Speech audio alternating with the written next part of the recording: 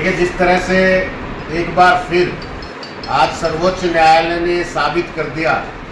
कि देश के अंदर सच्चाई जीवित है।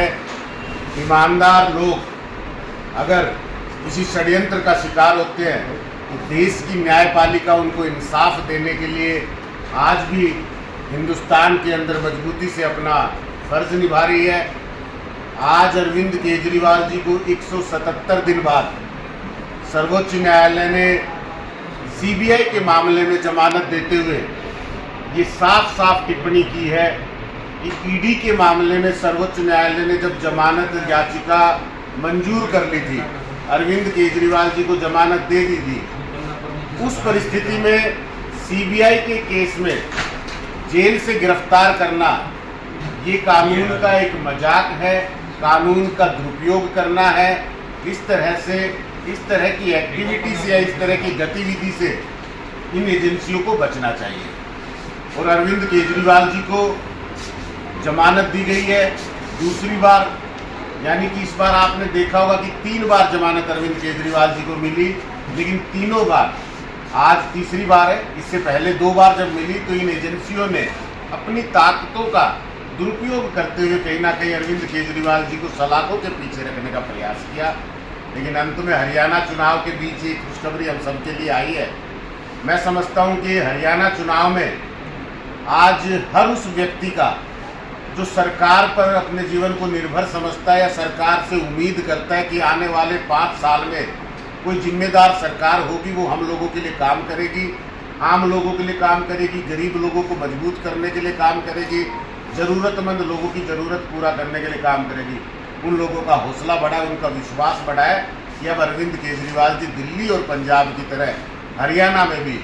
जो सुविधाएं दिल्ली और पंजाब के आम लोगों को दी और आज उनको मजबूत करने का काम किया, हरियाणा में भी करेंगे। आम आदमी पार्टी का एक एक निष्ठावान कार्यकर्ता, मेहनतकश कार्यकर्ता, क्रांतिकारी कार्यकर्ता इस खबर के साथ उत्साहित है, जोश में है और एक एक कार्यकर्ता का मनोबल बढ़ा है। मुझे लगता है कि आम आदमी पार्टी जिस तरह से मजबूती से अपने मजबूत संगठन के साथ 90 की 90 सीटों पर चुनाव लड़ने जा रही है, उसी तरह इस खबर के साथ अब हर सीट पे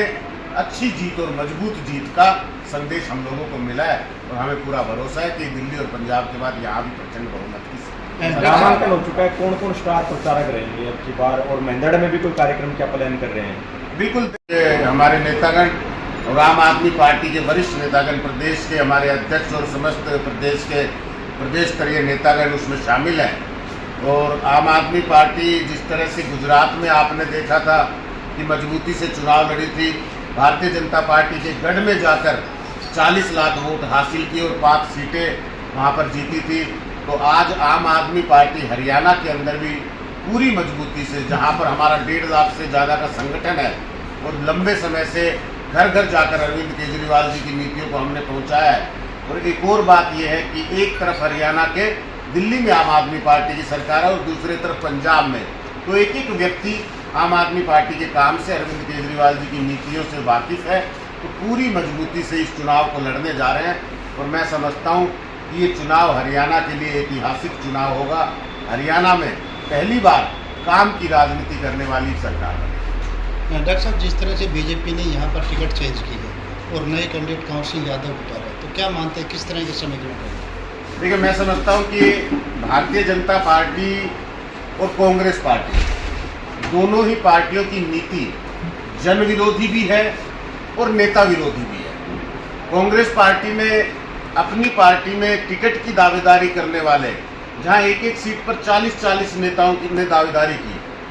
उनको आखिरी दिन तक उस सूची को लटका कर रखना या फिर उसको जारी ना करना, इससे राजनीतिक महत्वाकांक्षा रखने वाले, अपने अपने इलाकों में नेतृत्व करने वाले,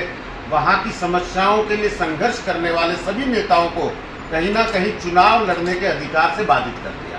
आज बड़ी संख्या में जो नेता हैं वो कांग्रेस पार्टी की सूची को आखिरी दिन तक लटकाने के कारण चुनावी मैदान में नहीं उतर सके। तो ये समझता हूँ कि ये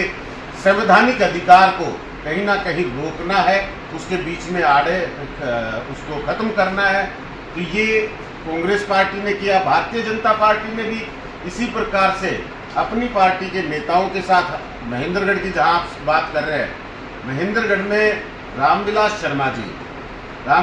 जी वो नेता हैं जिन्होंने हरियाणा की राजनीति में भारतीय जनता पार्टी का बीज बोया था, नींव रखी थी। आज भारतीय जनता पार्टी हरियाणा के अंदर सरकार में रही 10 साल, तो इसकी नींव रामविलास शर्मा जी ने बहुत साल पहले यानी 45 वर्ष पहले रखी